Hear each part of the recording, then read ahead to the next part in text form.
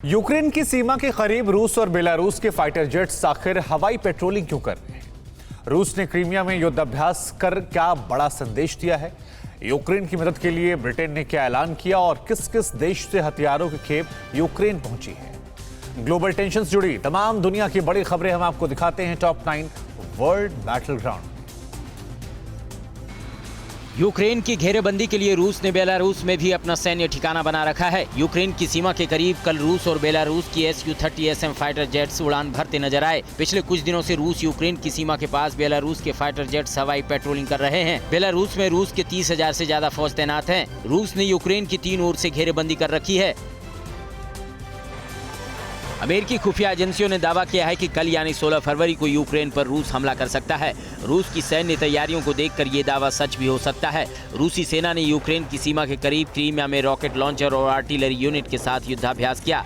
इस युद्धाभ्यास के जरिए सेना ने अपनी सैन्य तैयारियों को परखा। रूस ने साल 2014 में यूक्रेन का हिस्सा रहे क्रीमिया पर कब्जा कर लिया था।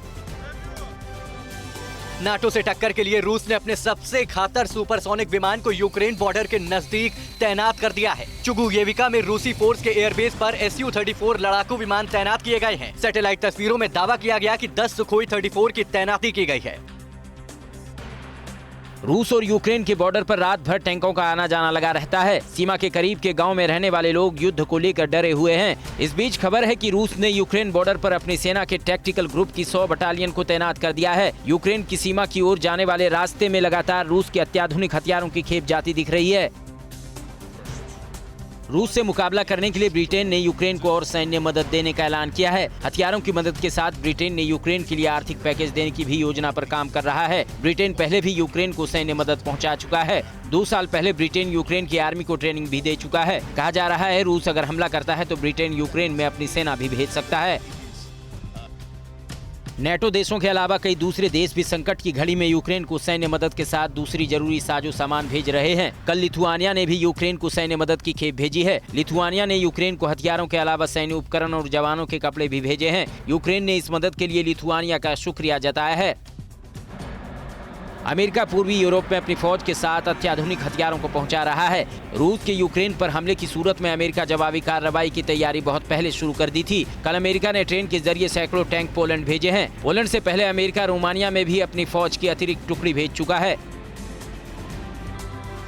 रूस के हमले की तैयारी को देखते हुए यूक्रेन की नेशनल पुलिस को 19 फरवरी तक हाई अलर्ट पर रखा गया है। पिछले कुछ दिनों से यूक्रेन की राजधानी कीव के साथ दूसरे शहरों में मॉक सैन्य ड्रिल भी की जा रही है। आम लोगों में अफरा तफरी न फैले, इसको लेकर भी पुलिस खास प्लान बना रही है। 2 दिन पहले यूक्रेन के आम लोग रूस के खिलाफ सड़कों पर उतरे थे।